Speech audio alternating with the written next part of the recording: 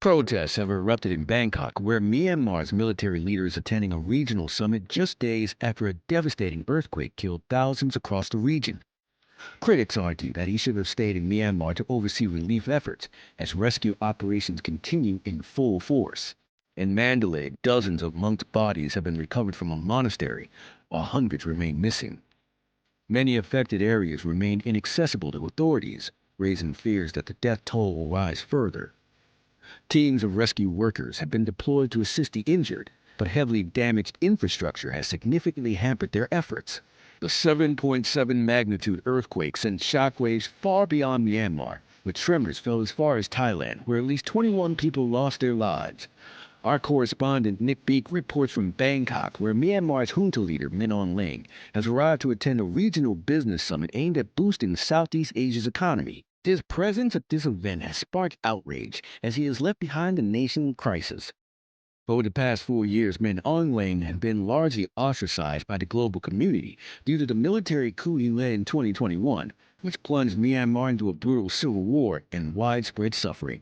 Now he is back on the international stage, albeit in a limited capacity, but upon his return he will face a grim reality. Aid agencies warn of an increasingly fragile and dangerous situation, with the risk of disease outbreaks soaring due to the lack of clean water, medical supplies, and other essential resources in the worst-hit areas. In a surprising move, Myanmar's government appealed for international aid, something it rarely does. However, while this request was made publicly, the actual response has been selective. China has emerged as the primary supporter, while Western aid agencies have struggled to gain access. Reports suggest that visa restrictions have prevented many foreign rescue teams from entering the country. So far, relief efforts have been concentrated in major cities like Mandalay and the capital, Naypyidaw. However, unlike past natural disasters where global response teams were swiftly mobilized, this time the response has been slow. The crucial golden period of the first 72 hours when most lives could be saved has already passed. Though some miraculous rescues occurred 5 or 6 days after the quake, recent days have seen fewer survivors being pulled from the rubble. Bangkok, too, felt the impact of the quake, with dramatic scenes unfolding as a high-rise under construction collapsed, killing around 100 people. The disaster, which struck in the heart of Thailand's capital, remains a stark and painful reminder of nature's unpredictability.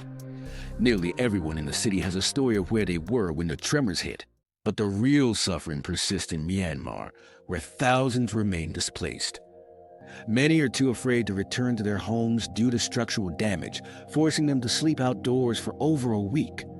This has only deepened the crisis in a country already struggling before the earthquake. According to the United Nations, even before the disaster, 20 million people in Myanmar were in urgent need of humanitarian assistance. Now, the situation has worsened dramatically, and with the monsoon season approaching in just a few weeks, the suffering may only escalate. The looming threat of cholera and other waterborne diseases could turn this disaster into a full-blown humanitarian catastrophe. Time is running out. For more updates, subscribe to this channel and press the bell icon.